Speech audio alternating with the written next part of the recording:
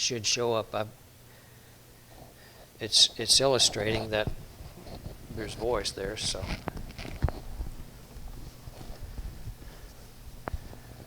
I guess this is the smallest crowd we've ever had. Didn't realize we had something going on at Wauchula. I'm going to turn this on just to get a little bit of boost from the overhead speaker.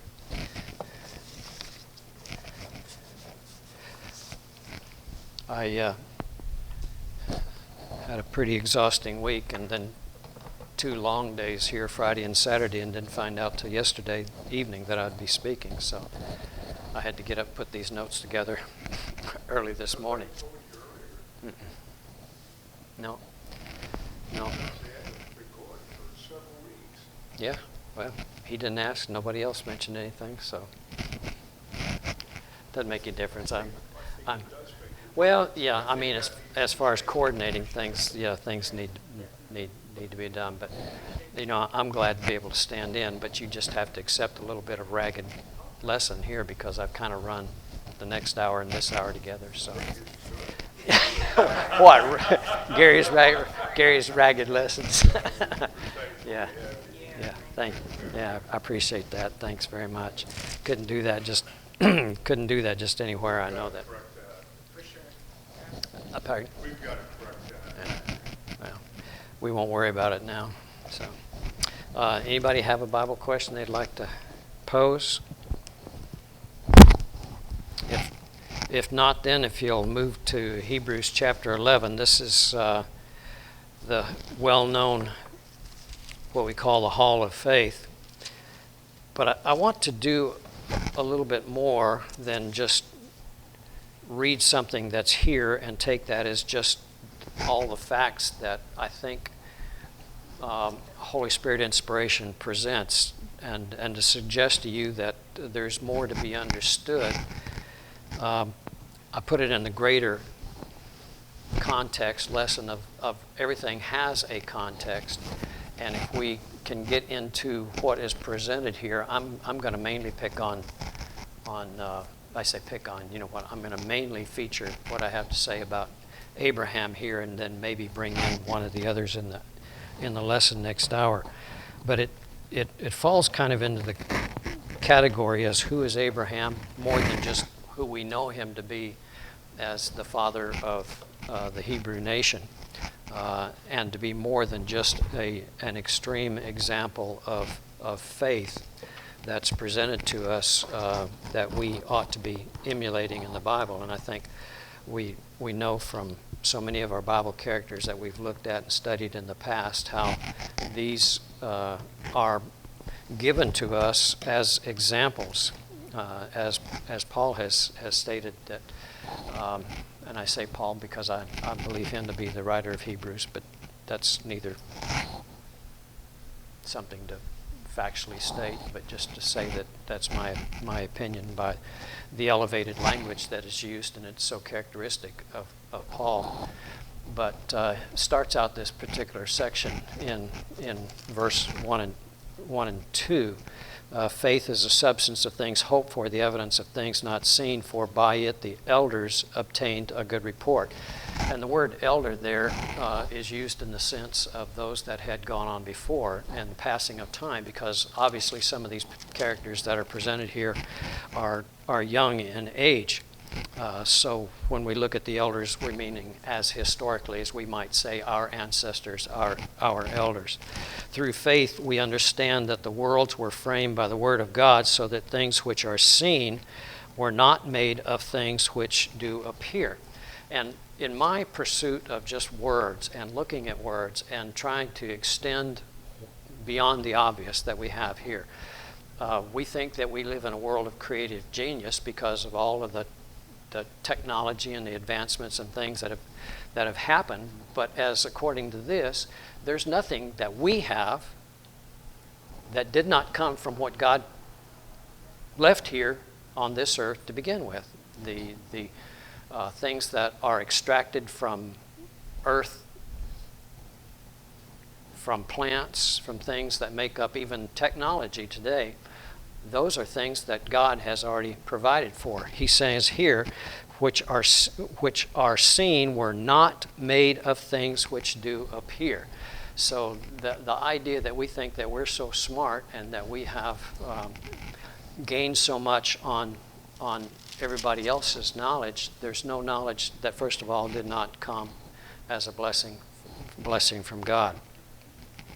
If you go to verse 8 here, let's go into Abraham. It says here, by faith, Abraham, when he was called to go out into a place which he should after receive for an inheritance, he obeyed, and he went out, not knowing whither he went. And this is going to get to the point of my lesson here, is this Abraham character that we know historically, being called out of the east, the area, the Ur of the Chaldees, that he was in his father's house when God came to him with a mission to accomplish. It says, by faith he sojourned in a land of promise, as in a strange country, dwelling in tabernacles, that meaning temporary tents, the things that he and his entourage would not live in permanent places, for that being for the time of travel, with Isaac and Jacob, the heirs with him of the same promise. And we understand from that the things that were stated to Abraham of a promise by God were restated to his son Isaac, and who then restated unto him to his son Jacob, the heirs with him of the same promise. For he looked for a city which hath foundations, whose builder and maker is God.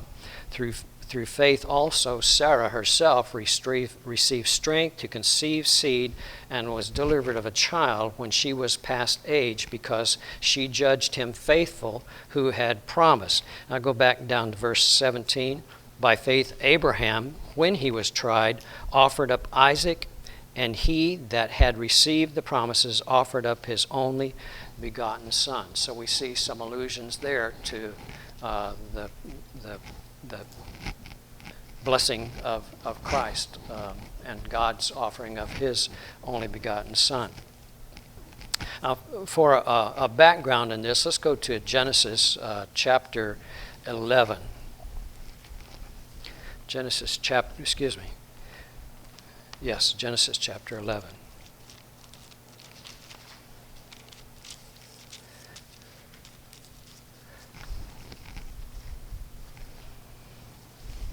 And picking up at verse 27.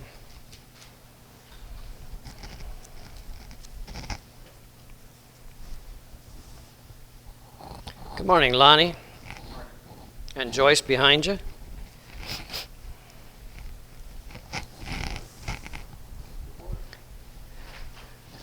We just read from Genesis chapter 11 from Hebrews chapter 11 of a few verses about Abraham, and that's going to be the context of our study here this morning. In verse 27 of Genesis chapter 11, we're going back now to the historical account of Abraham as recorded by inspiration, through Moses. Now, these are the generations of Terah, Terah being Abraham's father. Terah begat Abraham, Nahor, and Haran. Those are the brothers of Abram. And then Haran begat Lot.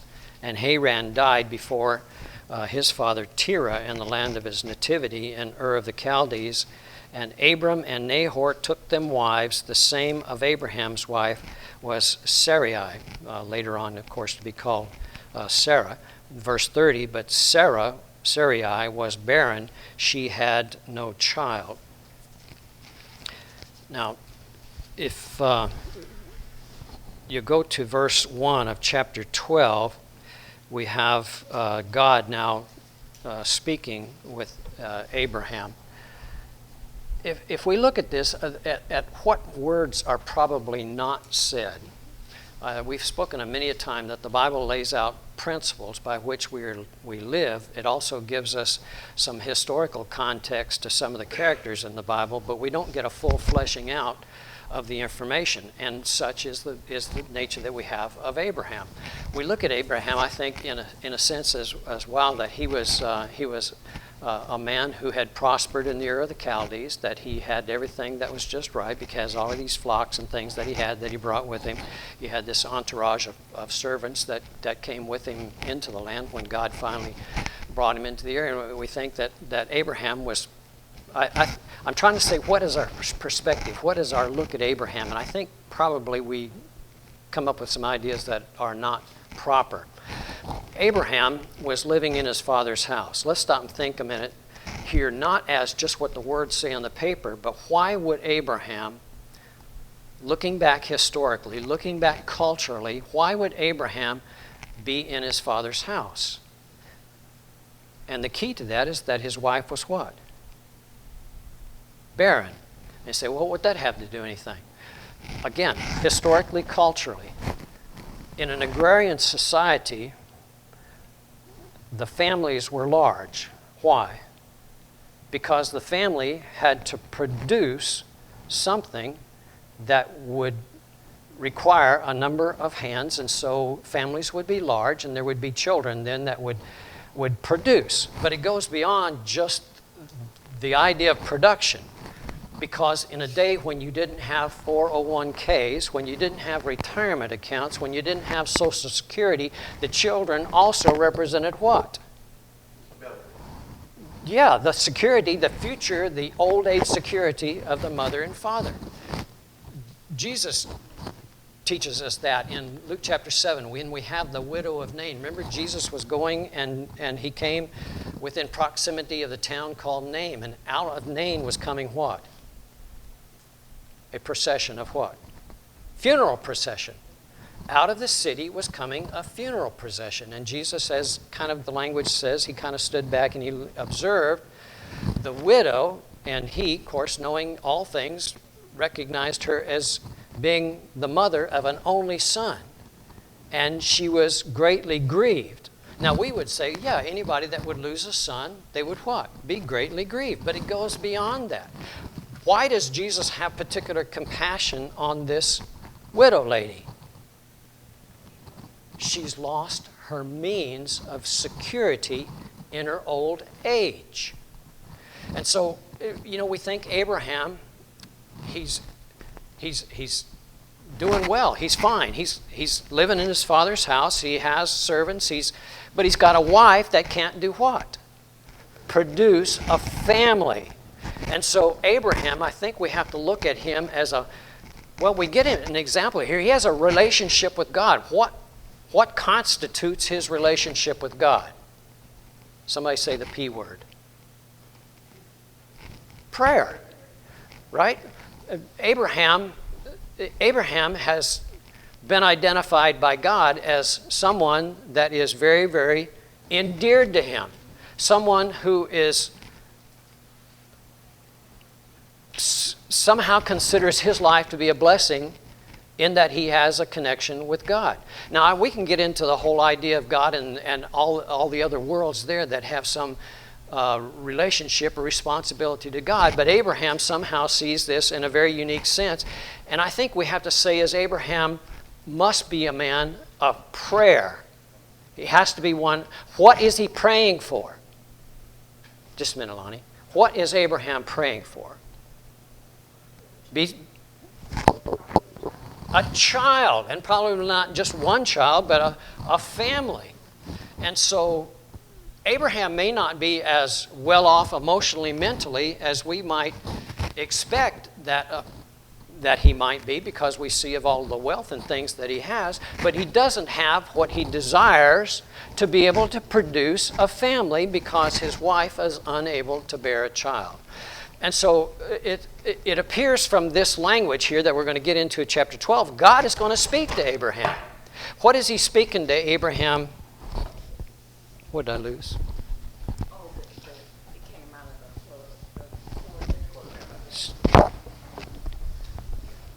the Did I pull something? Or? I think maybe it should have just fell off. Does it work? I don't think it's It may not be. That may be what we have this for, right? So God is going to speak to Abraham, and again, we don't have the full flesh of the information, but God is speaking in response, in my mind, to what Abraham is praying for. And we'll talk about here in a minute. Let's hear what comment that Lonnie has. Yes, sir. Ever since Adam and Eve, we can see that in Cain and Abel. It seemed like them two wanted to do God's will. And in a sense, they tried to. I think that's why those two were made. All through this section going on, it seemed like a certain people wanted to follow God's will. And that's why those people are being mentioned. And every person is not mentioned why it's going through this, but only the ones that the seed is supposed to be coming through. And with Adam and Eve,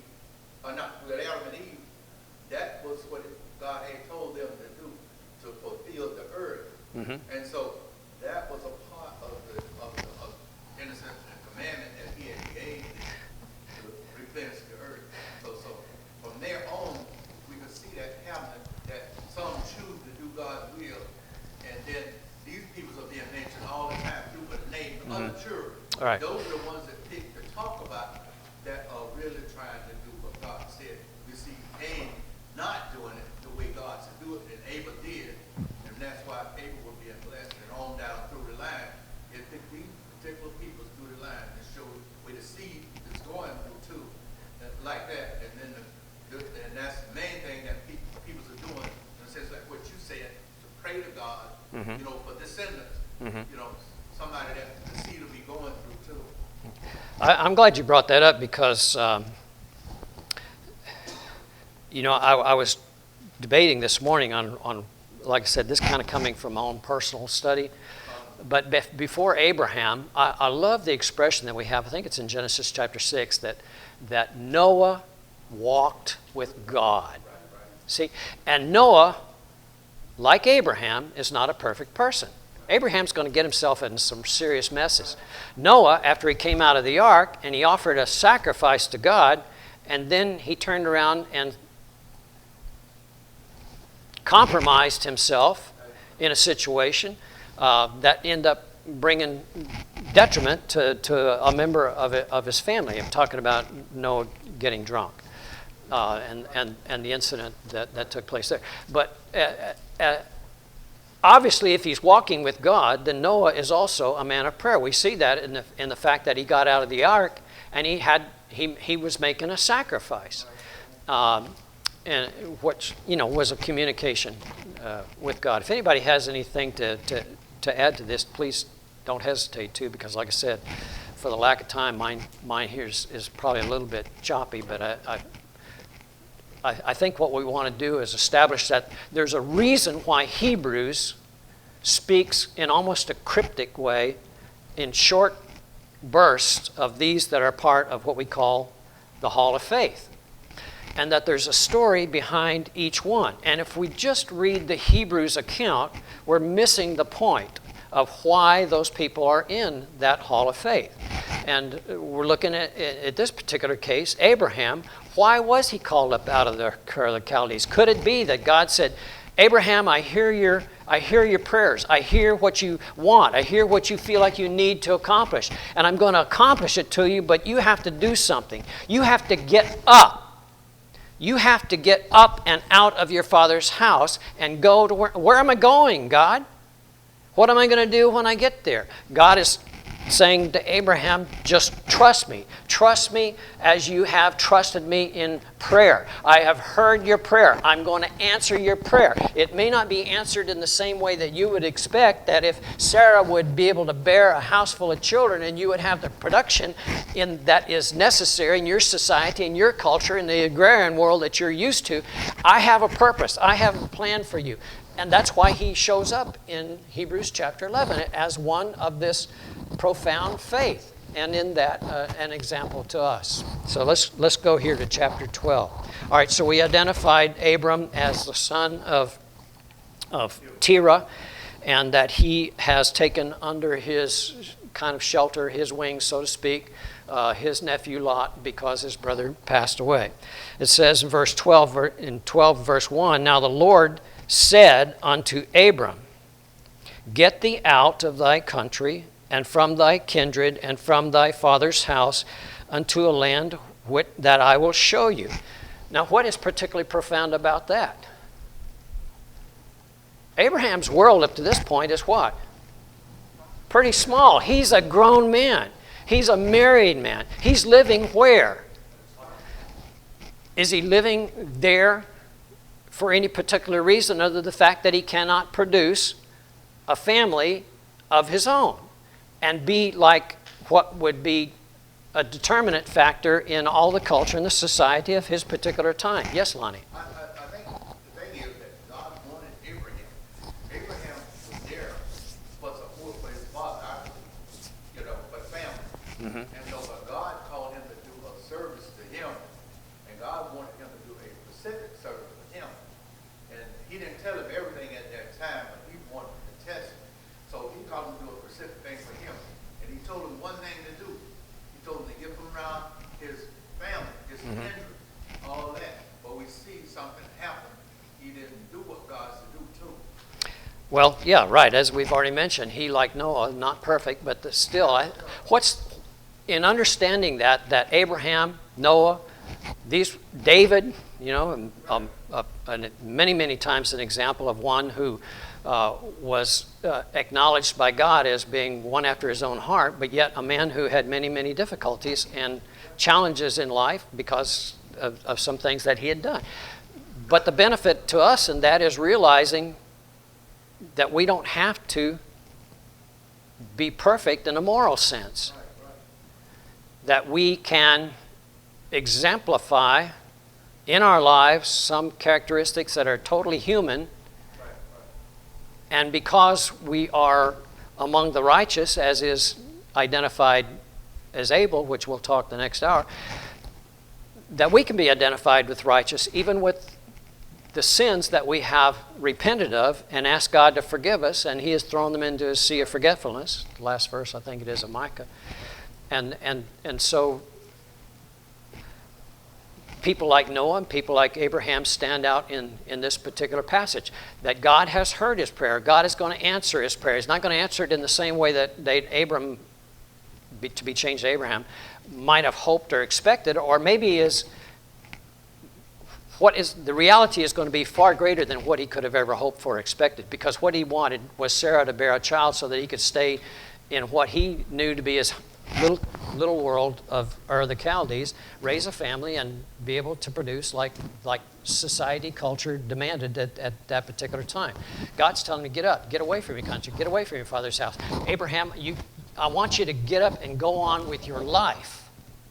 And in taking my word for it that you're going to go do that I'm going to bless you in these many rich ways, which he states in verse 2. I will make of thee a great nation, and I will bless thee and make thy name great, and thou shalt be a blessing. I will bless them that bless you, curse him that curses you, and in thee shall all the families of the earth be blessed. And that's one of the earliest prophecies that we have of what?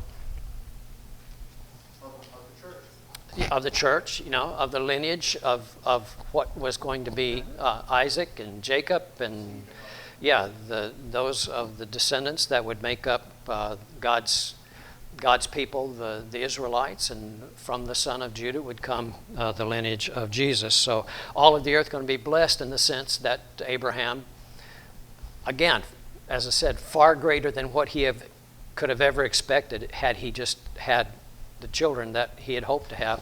If God would answer his prayer and Sarah would have a son or daughters, or that he would be able to have this family. So Abraham departed as the Lord had spoken unto him, and Lot went with him. It was Nahor, right? Or is it Nahor that was Lot's father that died? Terah. No, Terah was the... that's right. Yeah. I'm thinking about Abraham. Yeah. Okay, Terah. Yeah. He was, Yeah. of all of them. Right, Nahor was the father of Lot. And so it says Abraham was 75 years old when he departed out of Haran. I think that's another aspect of it. As we look at Abraham's life as being a man of prayer, that he must have spent an awful lot of time on his knees. He's already 75 years old. He's a grown man. Yes, people were living longer ages, no particular times, but he's been praying for a long time for what? For Sarah to be able to bear a child, and it just hasn't worked. He wanted an heir, really. Yeah, well, he needed it, right. In their culture, their society, he needed an heir because, as we've said before, it was more than just more than just producing extra hands to have in an agrarian society, but also for the security that you have in your old age. And Abram took Sarai his wife, and Lot his brother's son, and all their substance that they had gathered, and all the souls that they had gotten in Haran, and they went forth to go into the land of Canaan, and into the land of Canaan they came. And Abraham passed through the land into the place of Shechem, into the plain of Moreh, and the Canaanite was in the land. And the Lord appeared unto Abram and said, Unto thy seed will I give this land, and there builded he an altar unto the Lord who appeared to him. So again, the whole idea of Abraham and his prayerful attitude towards God, that God has chosen to bless him in this some certain way. I get up real early in the morning, and this morning I got up particularly early because I needed to put together these notes for this lesson. And you're not going to see them now, obviously, but it was very starry. There was a lot of stars last night. And I couldn't help but think of this, you and I, we have Holy Spirit inspiration. We have words, and we can sit down with God and we can read all these wonderful lessons. And what did Abraham have? There was communication between God and Abraham. Surely there was. But Abraham saw in all that God had created, and much of his faith must have been based on that. It made me think of this.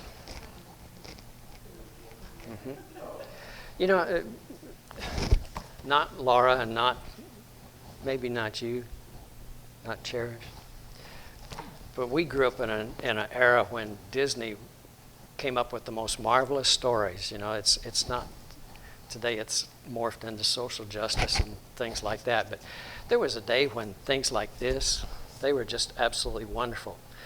And I can't help but think that probably 80, 90 years ago, whenever this began, because culture and society has changed, that there was some religious education in people that even wrote these Disney books. In the story of Pinocchio, we have a scene that, when I see the stars, it made me think of Abraham. I'm not going to read you all of it. I'm just going to read a couple paragraphs and see if you see this with me. Geppetto. Remember, we have. Who's telling the story? It's Jiminy Cricket, right? Who's Jiminy Cricket? Bear with me a little bit. Isn't he the little silent voice that we would associate with God?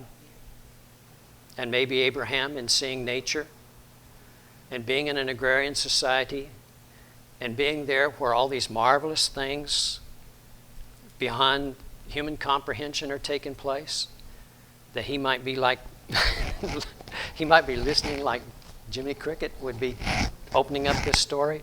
You remember how Jiminy Cricket goes and he opens this big leather-bound book to tell the story of Pinocchio? And we have this old carpenter man that makes toys, loves children, makes toys for them, and he made a puppet, right? Geppetto stood before the puppet and carefully painted on eyebrows and a mouth.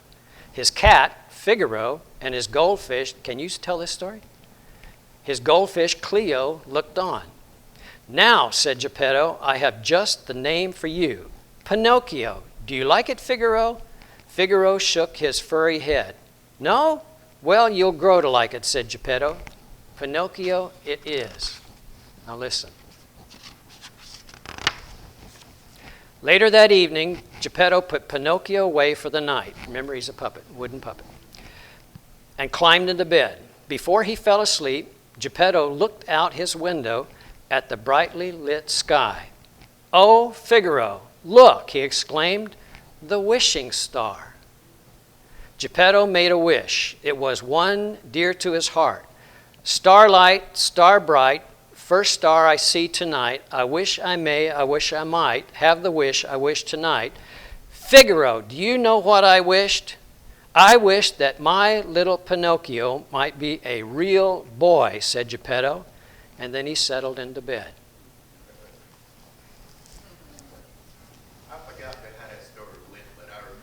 Yeah. I remember Can you it, but I forgot how all that was in it. can you see Abraham looking into the night sky and the star patterns and all of the things that would show, and that him asking God for a son? You could almost put that in a nativity scene, right? Yeah, because we could see later on him praying to God about an heir. He said, all I have is this Eleazar in my house, you know. Yeah, The only absolutely. that I have on in my Yeah, house. he didn't have a puppet. He had Eleazar, who was a servant's child, right? And he thought that was who God was going to make good on these promises. That's the same thing we do here, but like he told him, he said, thy seed, your seed. Yeah. You know what I'm saying? But he Yeah. wasn't thinking about it. Uh-huh. All he wanted is what he wanted. Right. A son. But he forgot the promise that Yeah. God had made until like we do sometimes. Forget what's been promised us and go do our thing.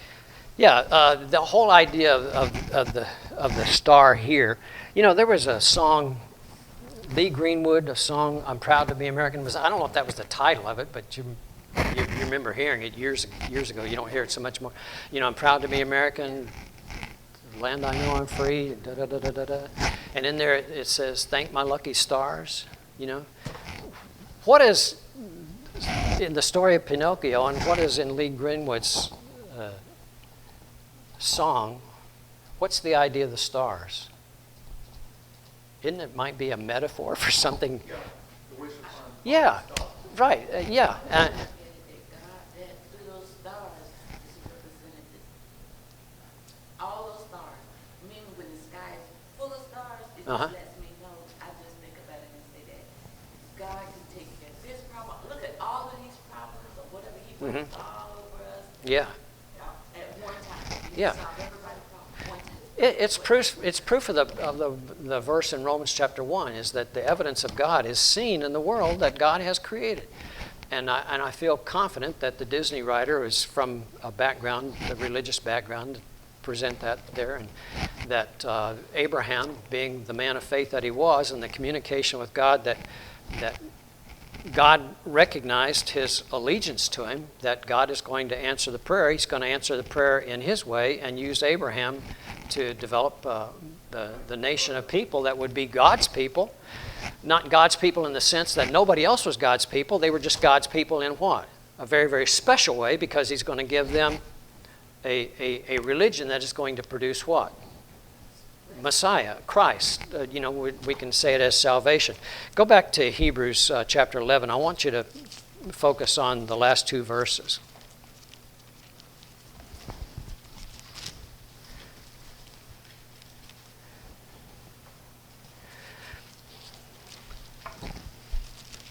Verse 40 or 39 says, "And these all," and of course these all mean Abel, Enoch, Noah, Abraham, Isaac, Jacob, Joseph, Moses, Gideon, Barak, Samson, Jephthah, David, Samuel.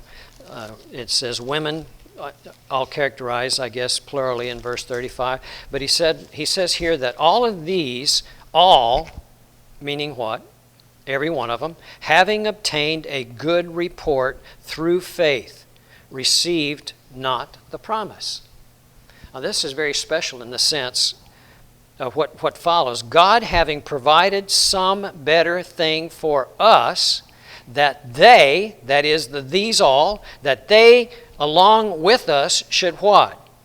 Should be made perfect. It's expressed there in a double negative, so I took out the double negative so that we can read it in a positive sense.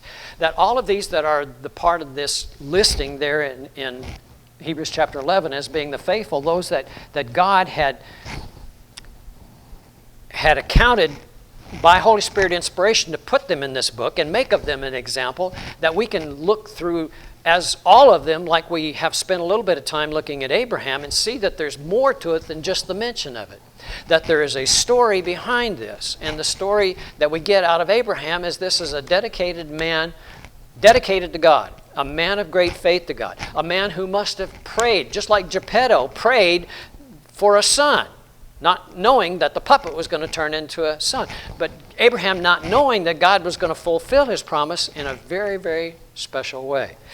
So that they with us, and of course the they with us, we can include ourselves in that because we are what? Children of the New Testament. That we too can be a part of this listing, of the listing of these who are righteous and righteous to God. Does anybody have anything that they might want to add to what I've said in this? All right, well, just kind of rehearsing the points, going back and looking at the early verses in Hebrews chapter 11 and seeing of Abraham here, and then going back and looking at him historically and deciding here that Abraham probably doesn't have as good as we might perceive that he is, because again, he's a grown man. He's a man who's beginning to get up in age, that he has probably been on his knees for many, many years, maybe 50 years, many years, praying that his wife, this affliction, might be released by God and that he might bear a son. Why?